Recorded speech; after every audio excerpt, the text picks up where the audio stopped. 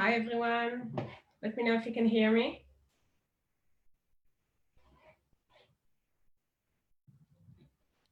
Can you hear me? Let me know in the chat. Erev Tov. Thank you. Thank you so very much. I know it's 7. People are not themselves, so let's wake up. Let's say hello. Yep. Good evening, everyone. Cool. So we're going to wait like 1 more minute, and then we can start.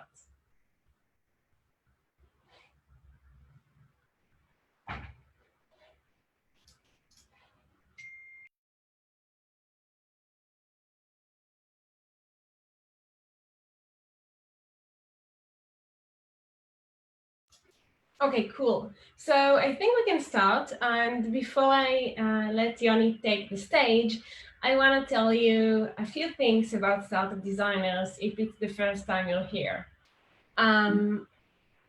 So, 1 second. Am I even sharing my screen? I'm sorry. So many opportunities here.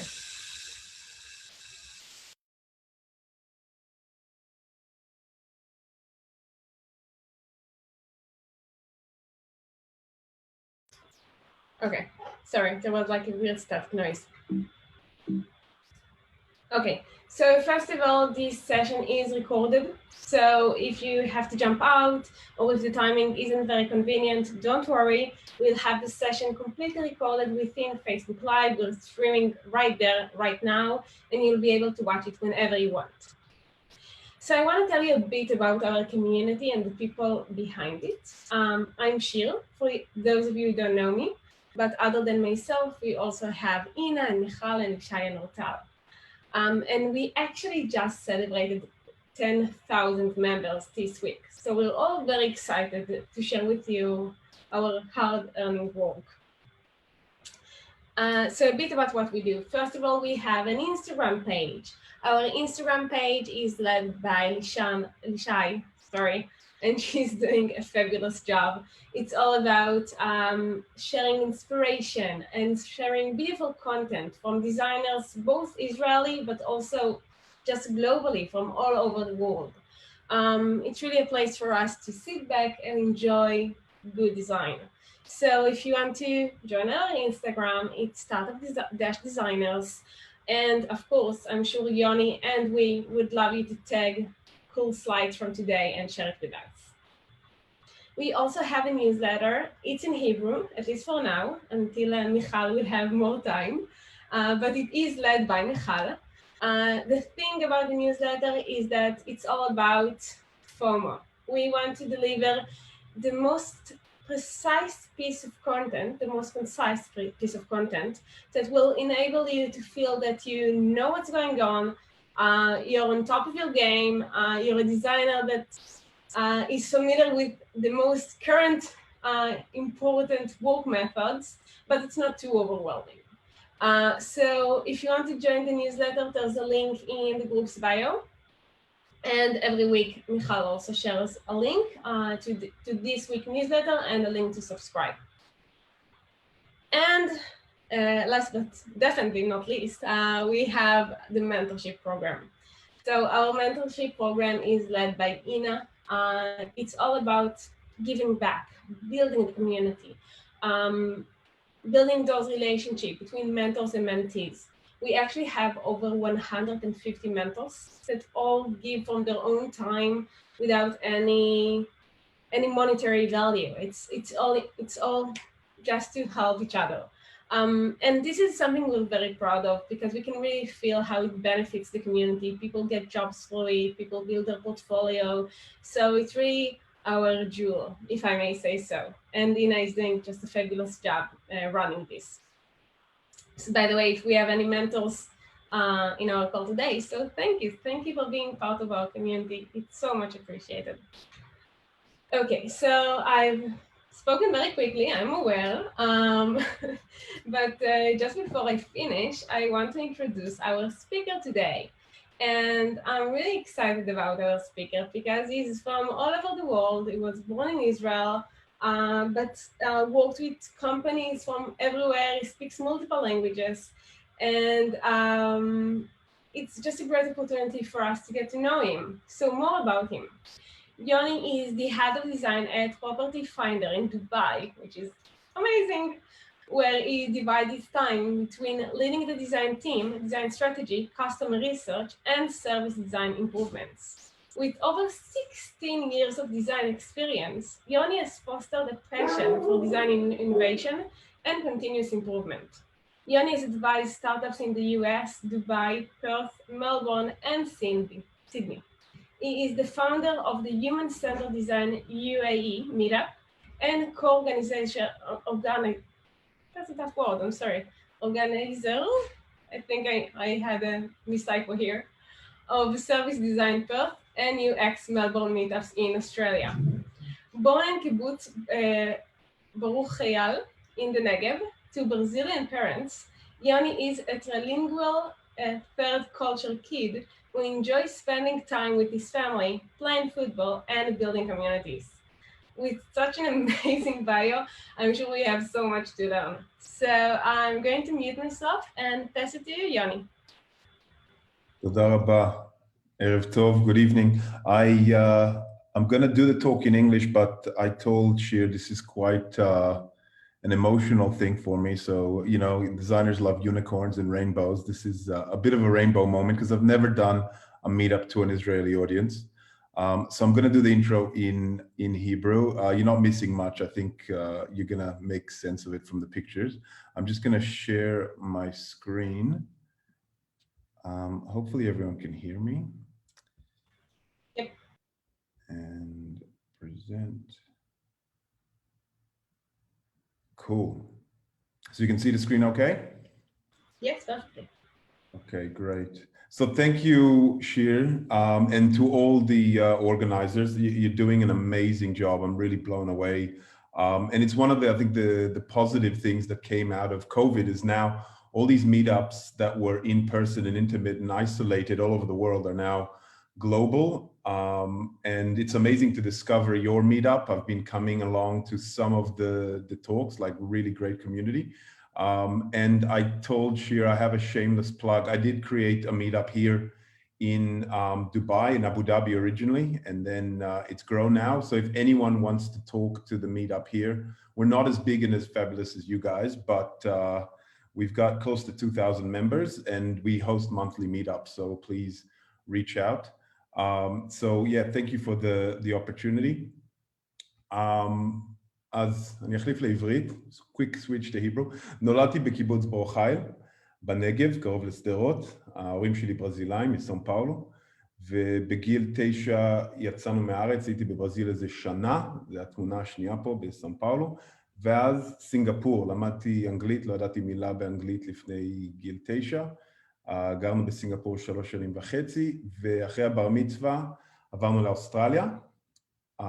מערב אוסטרליה, פרת, ועבדתי באיזו אוניברסיטה שמה, הייתי עושה UX, ובאיזה קונפרנס פגשתי איזה מישהי שאמרה, אנחנו בונים אוניברסיטה באבו דאבי על איזה אי, לא משלמים מיסים, looking for UX designers. נשמע כמו חלום, אז I thought, why not, give it a chance. אבא היה עושה הרבה עבודה פה באזור. So I moved to Abu Dhabi. I worked for New York University in December 2012. And after 2.5 years, kids were coming. So we moved back to Australia, lived in Melbourne for another 2.5 years. And then we had a surprise, another beautiful girl. So moved closer to family to Perth. But Perth is like Kibbutz Bar Chayil. It's a small country town in Australia. ולפני שנה וחצי חזרנו לדובאי. So I've been here now for almost a year and a half. And as Shir said, I'm the head of design at Property Finder, which is a property portal like you have all over the world. I think it's Madlan in Israel, but I'm sure there's lots, Zillow in the US, for example. And I'm both building a design team as well as maturing design in the organization. But today I'm going to talk to you about something a little bit different, which is service design. It's something that is relatively newer in the design world or the human-centered design thinking UX world. It's not as mature in Dubai, in the Emirates. I'm not sure about Israel. You'll have to all tell me. But in Australia, it's something that has gained quite a lot of traction in the last, let's say, I don't know, 5 years or so. And I'm here to demystify it. So first of all, let's define what it is. There is a global organization called the Service Design Network, and they define it as the activity of planning and organizing people, infrastructure, communication, and material components of a service in order to improve its quality and the interaction between service provider and customers. The purpose of service design methodologies is to design according to the needs of customers or participants so that the service is user-friendly, competitive, and relevant to the customers. So in other words, our user is not necessarily our external end user or consumer or customer. They could be an internal user inside of an organization. And there could be different users to the same service, and we have to look at how they all behave. So a simpler way of thinking about this, and one of the differences between service design and user experience design is that service design examines value and experience from a multi-user perspective. So customer, staff, business, it's largely agnostic to channel and medium. So we're not just talking about the digital product, we're talking about anything really, and connects experience delivery to operations and technology that produce it. So it depends on what we're researching, what we're studying, to what we would focus on if we were conducting research, let's say, in service design. So another way, which one of my favorite ways of simplifying all of that, is thinking of a Broadway show. It could be a show anywhere, in Tel Aviv, in Dubai, whatever, the opera. You've got your front stage. So you could be a customer sitting in the audience, and all you see from your perspective is you've got the experience of buying your ticket, of finding the theater, and then you see the show. You see the actor on the stage, the actress. You see maybe a little bit of the symphony orchestra, but that's all you see. What you don't see is everything that goes on behind the stage. All the people, just like tonight's event. I mean, Shir's got an amazing team there. I wish I had that here for our meetup. There are people doing lighting. There are people doing the social media. There are systems. There's technology. You're outsourcing some things. There's a lot that goes on behind the scenes that you don't even look at. And unless we study all of that, we can't create that magical, perfect moment orchestrated to the end customer. So in a nutshell, that's service design. I'm going to give a simple example to go into a little bit more detail. When there's two coffee shops right next to each other that each sell the exact same coffee, the exact same price, service design is what makes you go to one coffee shop over another. So to go into a bit more detail, it's part customer experience. So the front stage, there's somebody who's maybe serving you the coffee, or behind a counter that's taking your order and serving you that coffee. And what that might look like is you have that craving for a coffee in the morning or whenever. You arrive at the shop, you're waiting in the line, you order your coffee from a nice lady at the counter, you're using your app or stamps or something. You might read the paper or do something else while you're waiting. You pick up your coffee and then you leave the shop. That's the front stage. That's your customer experience, let's say. But what happens behind the scene, the operating model design, there are processes that go on. So if you're an employee of that coffee shop, you have to greet customers that arrive. You have to take their order. You have to put whatever their order is into some sort of an iPad or some sort of a system. You might have to help them to use the app to get a discount or a loyalty voucher or whatever. So there's technology involved. There could be some inventory involved as well. You have to print the order. You need to provide newspapers, magazines, entertainment, something. And then you also have to serve the coffee with a smile. There are people involved. There's humans as well in the service. It's not just the digital product. And then in the end, hopefully, after all that, you get a positive review. So if you can perfect that, people are obviously going to come back because they're coming for the service, not necessarily your product. And when they think of you, they're thinking of that service. They don't differentiate between your internal departments as an organization. So again, like a really nice way of putting all of that together is typically if we're just looking at our customer, if we're in, say, an early stage startup, we don't spend a lot of time because we're busy chasing things, looking at the backstage. We might, and if we're doing research, even if we're at a very large organization, we may just be very hungry to do that UX research and get out into the field, out of the building, and map out, what does this journey look like? Okay, maybe people use different devices, but that's all. We will leave it there. We would just do the front stage. Service design, as I said, goes behind the line of visibility and through, again, internal research within an organization. And that's not just interviews, right? One-on-one. It could be looking at logs, looking at support calls, looking at how, any analytics, just like everything we have for the external customer, we probably have even more. And it's, in some ways it's easier because recruitment inside of an organization is quite easy. In other ways, it's much, much harder because we are going to interrogate how the business works, the DNA of the business. And we might look at, marketing does something here, but they don't have a great relationship with the UX team.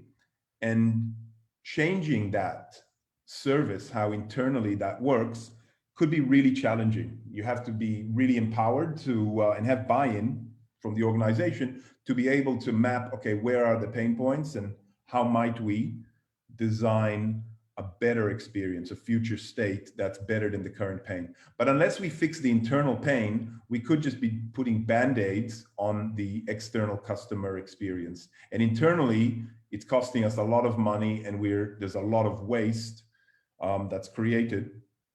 That's why service design is something I highly recommend all of you to do.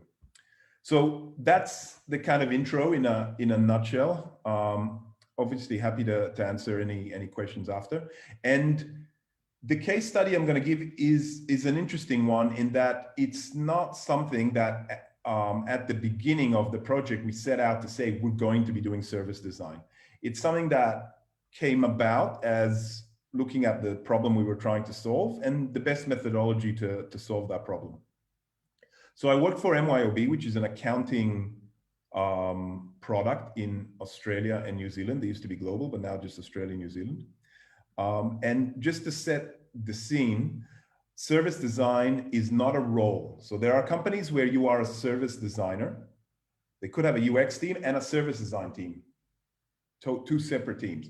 But that was not the case at this company. Service design was a mindset at this company. And it was expected that if you had to perform these tasks at a senior or higher level, that's something that you would pull out of your design toolkit and be able to perform that end to end. The goal of the project is quite simple and probably sounds quite boring as well and dry, but it shows you the beauty of design, right? We can take something that's mundane and boring and make it an exciting project. So we had to simplify the invoicing process, but it wasn't just invoicing from a customer getting an invoice. Accountants and bookkeepers get paid to sell this product. So they are on-sellers of the product, or wholesalers, if you will. So they sell multiple versions of the product. And that process was quite challenging. And it was always something that was operations and left to last. So it's not the sexy part of the product, didn't have a lot of love, had a lot of legacy. And that's why we came in. Again, to set the scene as well, it's important to understand the scale. I was very lucky, best job I've ever had. When I joined in 2015, there were 9 designers. And when I left 3 years later, there were 40. And today, pre-COVID, there were 70 because they took on the UX writing team as well. But unfortunately, COVID reduced things. And predominantly, most of the designers were product designers. So expected to do, regardless of their level, a bit of research, a bit of interaction, and some visual. You had specialists as well, and then there's management and different levels within that. But just to kind of paint the scene, it's a very large design team. So you have people looking at operationalizing design and maturing both research and design. A little bit more background, but I don't want to go into too much detail of the actual, accounting. I don't think that's the really interesting bit. But I will include some of that in the story to just get the point across. At the time, there was a lot of pain. The bar was quite low. Design could have come in and done anything, would have improved the process. There were ad hoc invoices in different times of the month, different events. And we had a hypothesis that a wholesale partner should receive one invoice per billing cycle and include all the charges. So not have multiple invoices, multiple cycles, and a balagan, chaotic experience. Data should be consistent, accurate, clear, and presented in an easily consumable manner. But like anything, we can't just jump to assumption, right? Being designers, we have to go and validate our hypothesis. So before we even started, one thing that I strongly encourage new designers and junior designers in this company, and I still carry that on today, is as designers, there's a rush to get out of the building and do research without necessarily having the subject matter context. And then what ends up happening is a lot of simple, basic fundamentals we ask customers, and we sometimes don't look that great because their customers would think, how do you not know this? Sometimes it's a good thing, right? Because we definitely want to validate those assumptions. But when there's a basic, fundamental need of any discipline, it's good to do an internal listening tour. So before we get out of the building, let's understand from internal subject matter experts the lay of the land. And what turned out by doing this was there was a lot of, let's say, call it research, quote unquote, done by non-designers, non-researchers, and they had mapped out a lot of the pain that already exists around different product names, different invoice layouts. You have a PDF attached to a text file, and the PDF might say 22 product X, and then the 22, you have to somehow decipher the codex of this text file. So a lot of pain, internal departments not talking to each other. It was quite well known, but unfortunately it wasn't prioritized. Nothing was done about it. So in that listening tour, that was one-on-one interviews that I conducted with a product manager. And we spoke to sales, finance, customer support, another team of customer support. I had to get through, I think, 3 meetings just to get to the right support team, because it's a very large company, right? We're talking 600 developers, for example, 2,500 people, a lot of different kinds of support teams. So to understand how big is this pain, internal stakeholders might tell you it's a huge problem, but we want to understand from a customer point of view, how many people complain about this, how often, from 0 to 100, is it the biggest painful thing to them, etc. Product marketing, and gather all this together. And what we then did was an alignment workshop to get everyone on the same page. So what was really interesting in this alignment workshop was that some of these departments, even though people had been in the organization for over a decade, never met, which I found quite surprising. Obviously, as designers, we're the glue and connectors, and we go around introducing people. But when you're in a business in the same office and some people had never met and weren't aware of each other's pain, that's quite a big hurdle to get over. So this alignment workshop, we wanted to understand from an internal perspective. So we didn't limit and we didn't want to, put too much complexity. Each one of these individuals, we asked them to connect the dots, map out the journey. How do you, within your department, deal with invoicing from the very trigger and the start of that journey, wherever that journey starts for you, and the end. And we wanted to do that individually first to avoid, trying to, conflict. And then the plan was to map this out for everyone together and get some alignment. What ended up happening in the workshop is there was already, by the subject matter expert, the person that had the most detail. I mean, you can see she needed 2 sheets. We ran out of space. She basically understood the entire journey, and there wasn't as much conflict as we had predicted. And it was quite complex. And because there was no development team yet, we recorded this workshop so I could play this in the future for the development team that was coming, for them to understand the pain. But all of this is a hypothesis, of course, right? That's just an internal interpretation of the pain from an internal point of view. The next step, right, when you're working across those silos, is to bring all those views in, bring that the external customer voice as well, to get to a shared reality. So what we did was we don't go out with a massive assumption, but we created a proto-service journey. So what I mean by that is just a very low fidelity journey, which we were going to use as the framework for our interviews. So we wanted to simplifying this whole journey. You get what is quite basic, right? So there's an email that's sent out to the received invoice. There's a reconciliation department within an accounting firm or a bookkeeping. They would check, reconcile. They would load that onto some of their software. They disburse the costs, on-bill the clients, and pay the invoice. So this purposefully doesn't have too much detail, but we wanted to just get to a level playing field in terms of speaking to customers. So we were able to align on the same interview, the same journey. And then we conducted user interviews, like I'm sure you all know, and we looked at different kinds of customers, from very large to very small, to see some of the nuances. And we also brought with us their own example.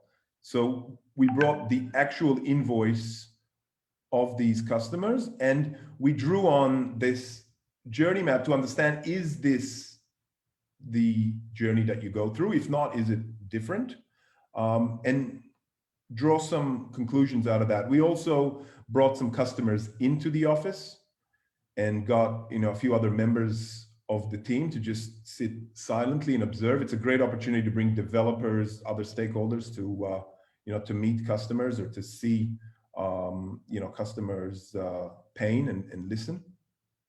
And then once you gather all that data, and this is something I use not only for for service design, but for the methodology that I was taught and I now pass on for UX as well, is turning all of those observations into insight. So we gather all these clues. So a clue is a quote, an observation, a fact, a statistic, could be a photograph of a customer. We then create themes, affinity map. We cluster all of these different, not necessarily pain points, could be delight points or interesting observations. We then create a hunch. So out of all those themes, we might have an educated guess on what we think is the motivation that explains that clue. And once we have other data and we triangulate other things beside the interviews, customer calls, analytics, help desk calls, etc. That's what brings that true revelation about the customer motivation that inspires business solution and opportunity. So that opportunity is that inside territory, that getting into the recommendation phase of that clue. So another way to look at this is many clues. And like I said, the clues are not just one-on-one interviews. That could be internal clues, that could be analytics, data, surveys, etc., depending on what you're doing in what industry.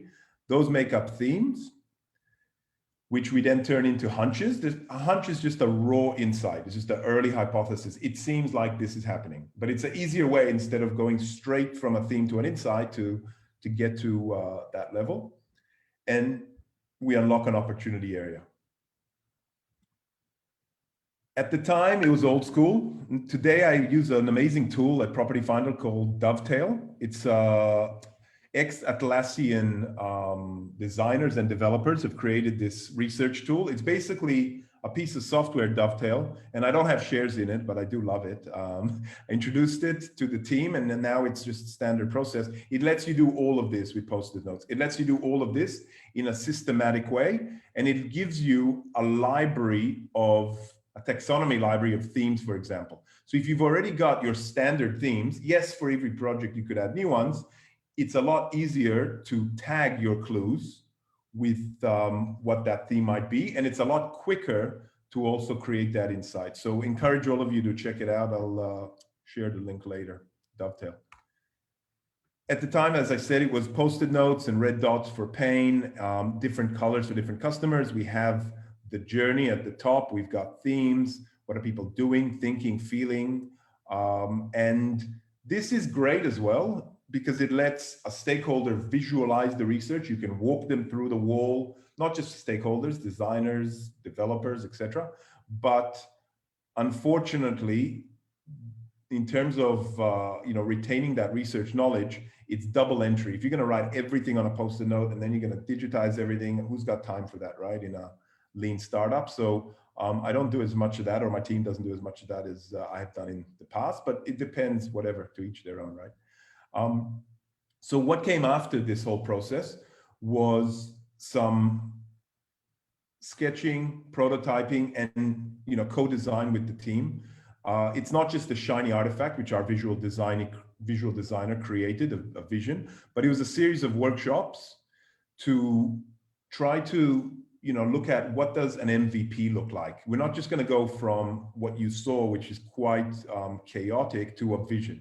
What are some very tactical, quick wins that we could apply not only to the invoice, right? Because redesigning the physical PDF for the invoice is definitely something, but also to the service, to the internal service, because different departments dealt with customers not paying, for example, or troubleshooting the unhappy path in different ways. And there's a lot of quick wins that we were able to, just by bringing people together and by sharing this whole journey with them, something that they'd never done before, because these are internal, more legacy teams to bring to life.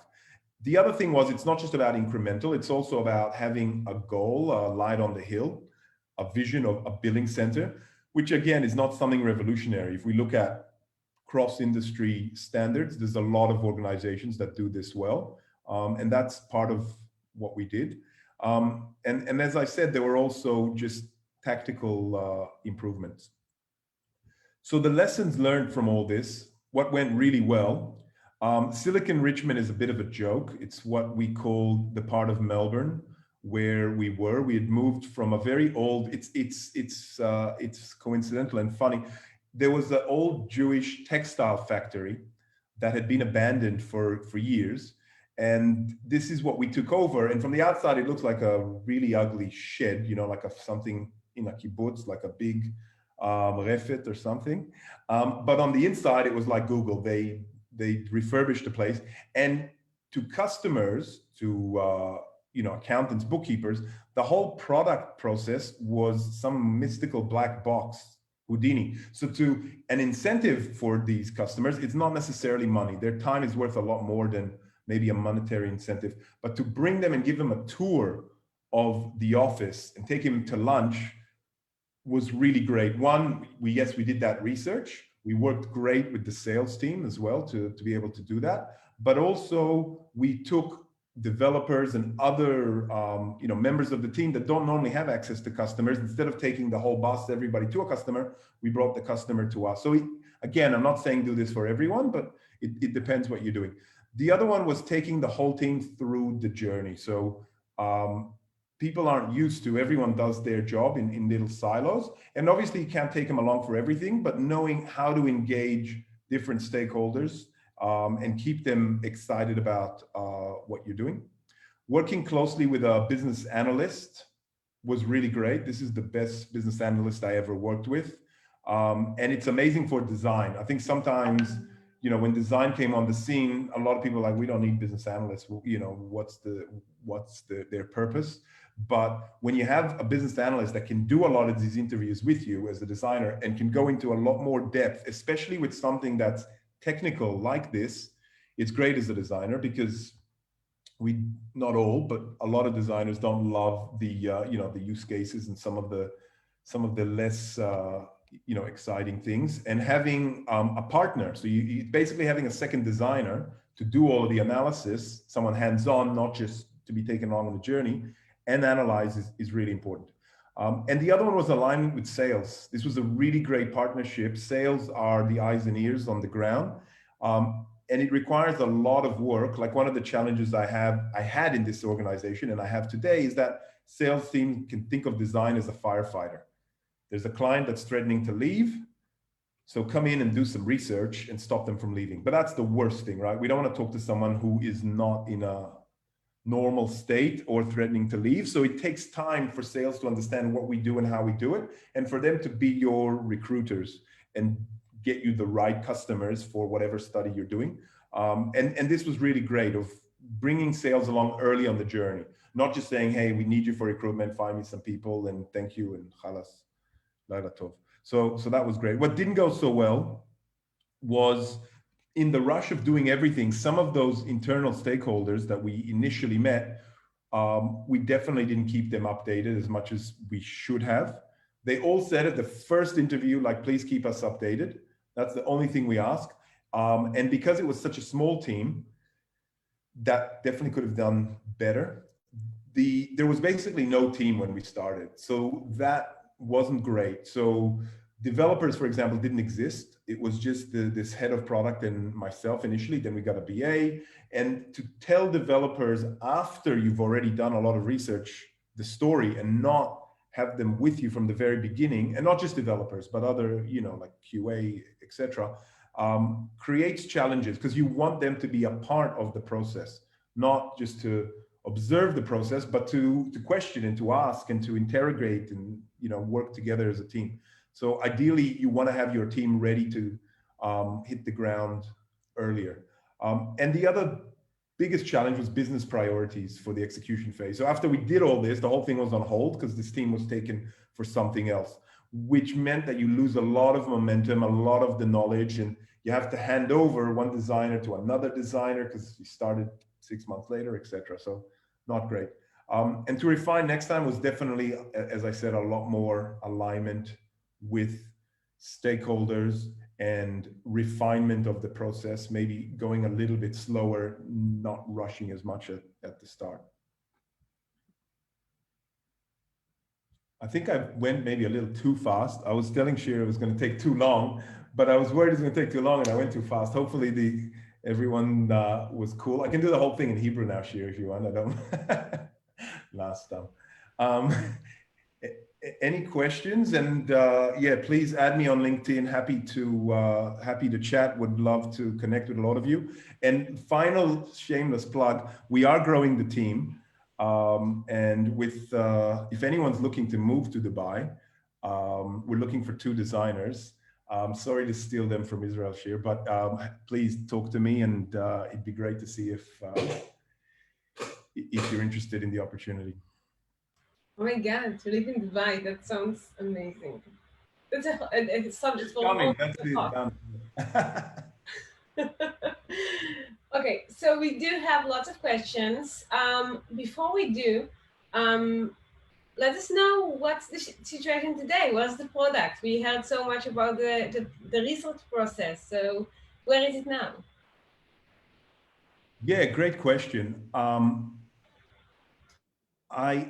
There was a lot of traction. So I left 2.5 years ago. I left this company, but I was the champion, let's say, of this area because this was from a product perspective, this was a new area.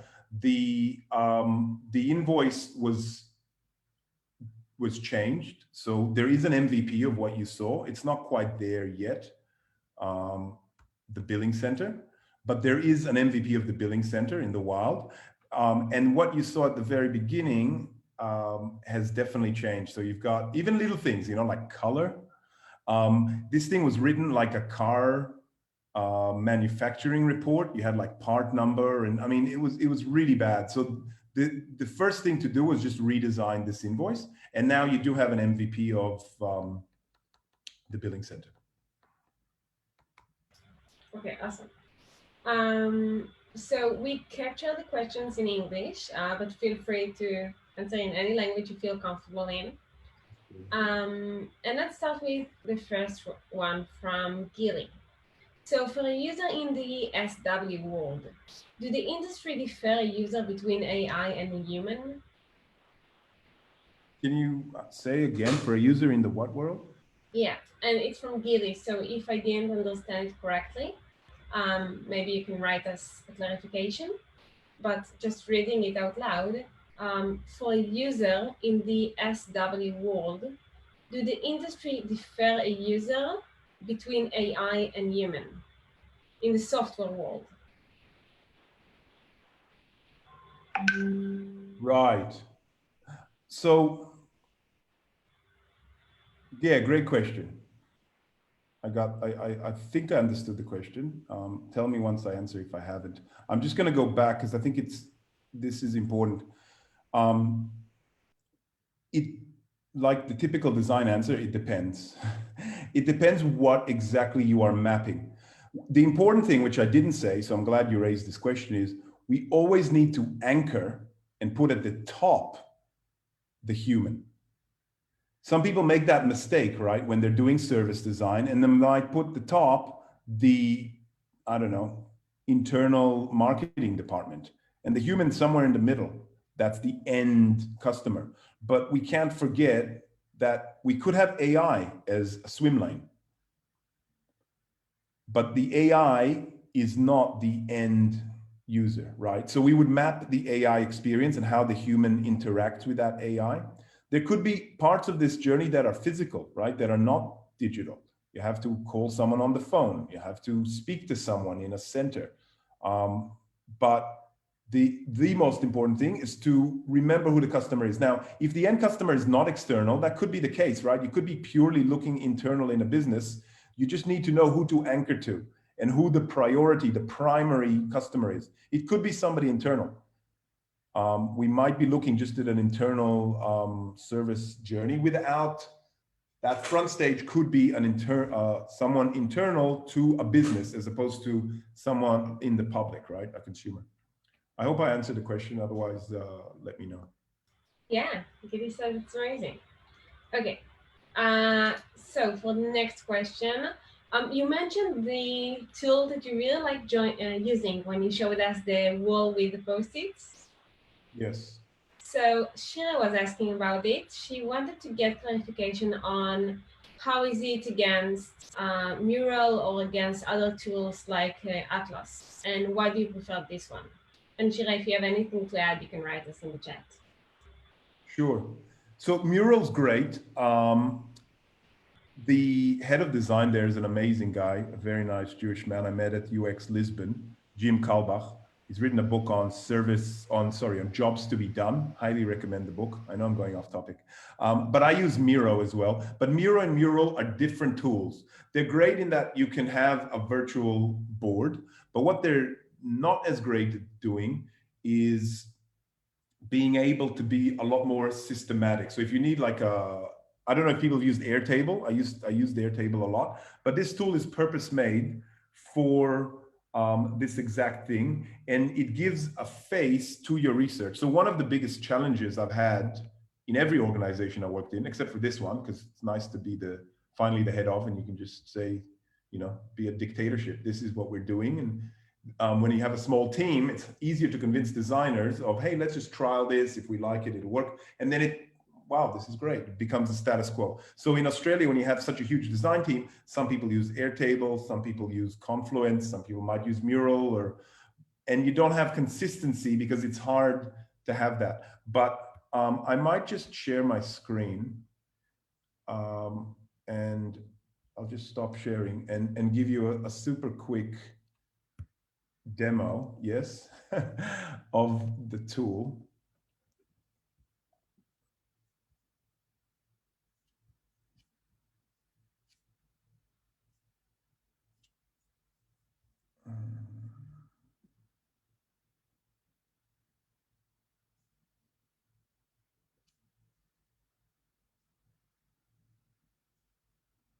I don't know. I'm worried.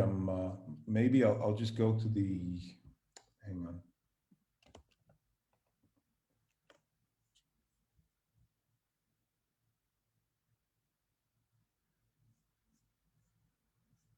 Yeah, maybe we'll take it offline. Maybe we'll do it like kind of like a one-on-one. I just wouldn't want to record it. Sure, no Um, problem. because obviously, you know, there's a lot of IP there, but basically it's your research repository, right? So you can share this with the whole organization. It's easier to find it. It's easier to not only for the designers, but also for every other employee, because we want to evangelize our research. It's easier for them to search for it. So there's a great federated search, and they can search by clue, by insight, etc. It's easier to show it off. So the homepage of this repository, this research library, is like a Pinterest style wall, and you can see, oh wow, there's more insights. You can put videos on there of the usability testing or one-on-one inquiries you did, etc. And what other tools don't have is all of those things might be lost. So yes, it's important to use whatever the standard is of your organization, but if something sits in Confluence or in an Airtable or in whatever, it's harder to find and to reuse. And what we end up doing then is the same research we did 12 months ago again, because a new designer came along. When you've got it and it's easily accessible, you can start doing secondary research, which is super exciting, something we just started doing because we've been using this tool for so long. Now, if your needs are different, we might not even need to go out in the field. Let's just look at example. We haven't done a lot in our CRM area of the business because we didn't have a dedicated designer there. But if I just do a search for CRM with every clue of every piece of research we ever did, automatically I can see all of those clues and I can start looking at forming themes and a few hypotheses. Doesn't mean I'm not going to do research, but it means I've got something. I don't need to go, oh, I know nothing about this. Let's go and do a big piece of research. So reusability is great. Hopefully that answered most of it. But yeah, maybe let's take it offline. I'll give you a dovetail demo.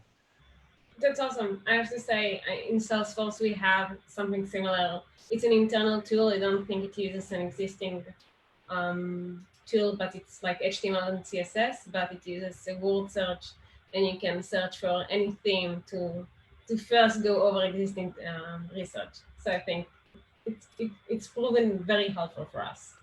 Cool. Okay, next question.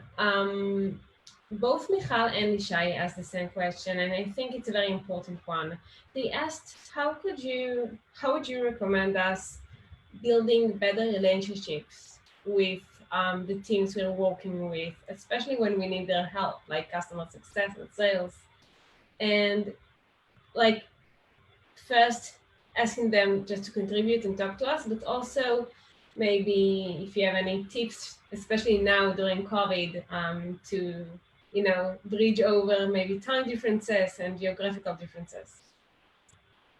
Yeah, that's been one of the biggest challenges. I really hated COVID. You can all probably tell I'm a people person and enjoy to talk and to, just share. And especially when you're not as much of an executor, your job is to be the glue, right? You to empower your team and be the glue. And when you have to do it from home, we don't have a visual mindset in our heads of where everybody sits. So I think one thing that's missing that people should create are these really cool, I don't know, like virtual reality goggles of the business, of who sits where and like who do you normally see when you have a coffee and a water, because you just don't talk to those people when you're trapped at home for so many months.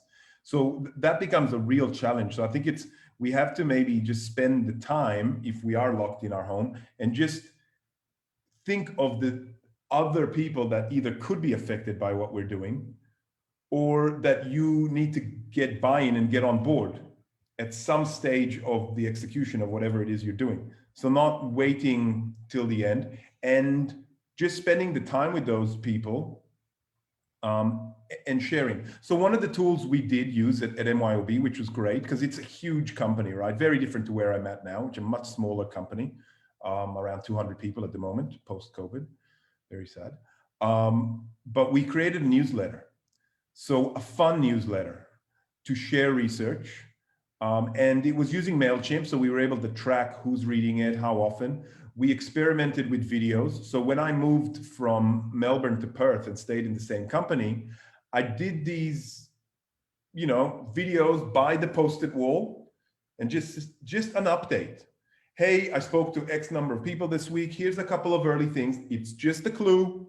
Don't run away and build stuff, but just to get people excited. And then I shared those videos and I tracked who was watching them and spent the, the extra effort. Because I was on the West Coast and the company's on the East Coast, I took a lot of extra time to do that. And when it comes to sales, I've had a lot of experience. So I moved from a huge, from Melbourne with whatever, like over 1,000 people, to a small little office in Perth, just with sales, sitting next to them. And I got to see how they tick. And like I said, you don't want to be their firefighter as a designer and just go out to those customers who are screaming, but you need to understand how they tick. So you can't just, I think too often as designers, we just look at them as, hey, get me the customers. Thank you. You never hear from them again. So it's a one-way relationship. We just take. What's really important when you have your insights is to go back not only to sales and other teams and share what you've learned. And look, it could be a different deck, right? You might say, some people say, oh, you can't tell sales everything because, you got to like treat them with, with cotton gloves. So that's fine. So maybe some high-level highlights and just a one-pager, but go to the sales stand-up, share what you learned. The other huge one is closing the loop with customers. I know it's a little bit outside of the question, but it's in the same relevance. How often do we go back to the customers who we did research with and say, hey, here's a few insights of what we learned, and here's a couple of things we're doing about it. Just, again, doesn't have to be all the insights and everything, but just to keep them in the loop, especially when it's like B2B or kind of customers.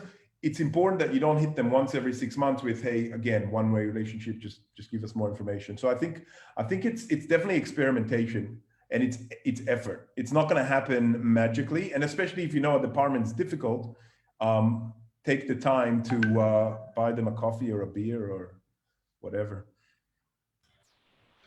So that's the newsletter seems like a really cool idea. Lishai wrote that she loves it, and Shira had a question about it. She asked, who did you share the videos with? Were those only researchers or with stakeholders from the specific project or people in general? And to add on top of that, I was wondering if you, like you said that you tracked the people that watched it. So if you saw that someone is like really following, did you make more contacts or did you try to build on top of the interest to maybe use it to advance the project? Yeah, so in this company, you know what design is like, right? I'm sure all of you are like this. We want to take over the world, especially in huge companies where it's like, oh my God, we sit there in meetups like it's therapy sessions, right? So we definitely, and that was my strategy, is to find the champion, someone interested in design, someone where we can come and run a workshop with. And once we have those people, then yes, you would lobby those people. I mean, you want them to be influencers, of course, in every department. And if it comes to doing any project with, then you'd rather do it with someone who understands the value of design as opposed to someone who doesn't.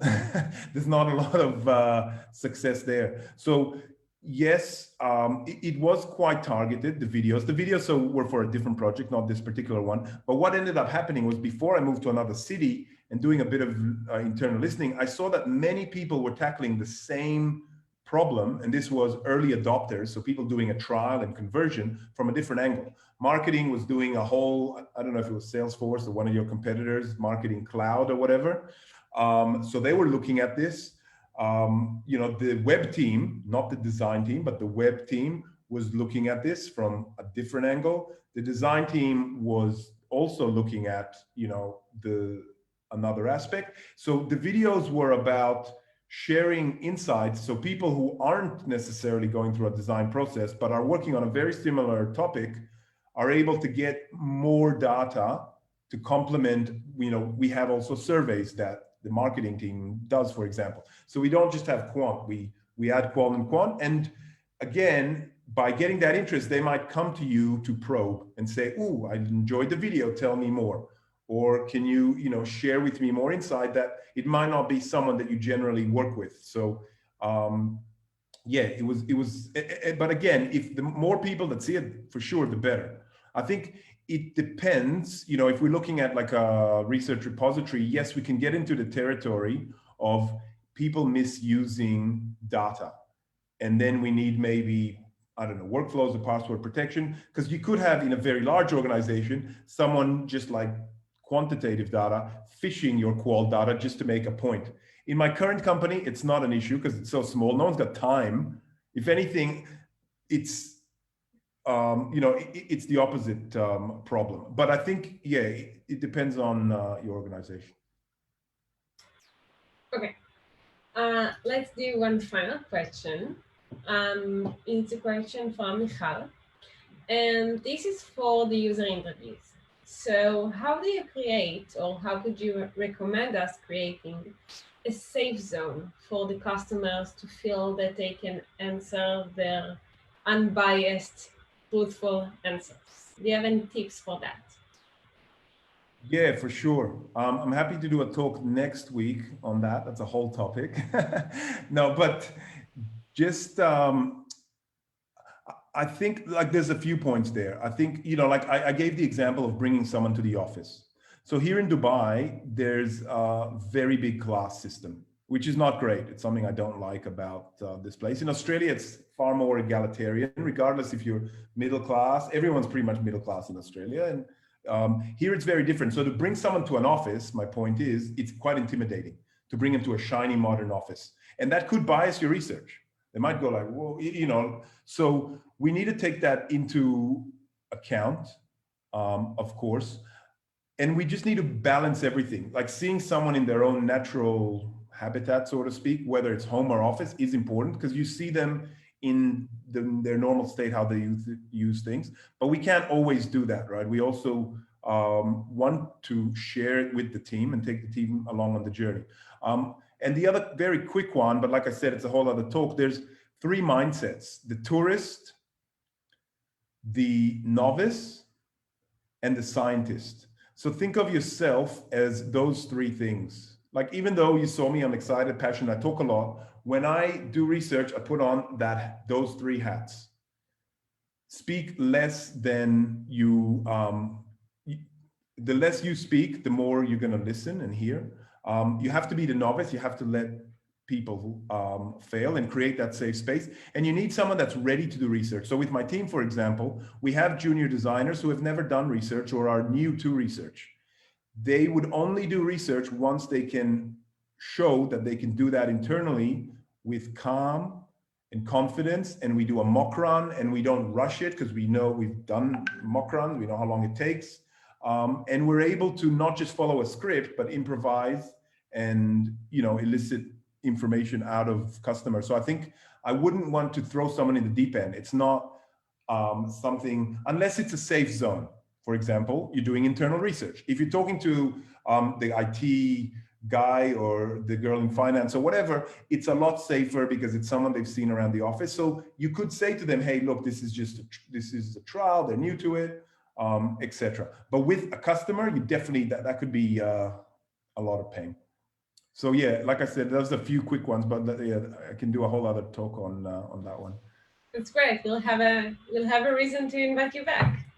בכיף. מגניב. אוקיי, I'll move to Hebrew. רק בשביל להגיד לך תודה רבה רבה. איזה כיף שזכינו לארח אותך. ושאנחנו עושים קשרים עם מדינות מקומות אחרים, וזה ממש ממש מרגש. אז תודה רבה רבה, היה מרתק.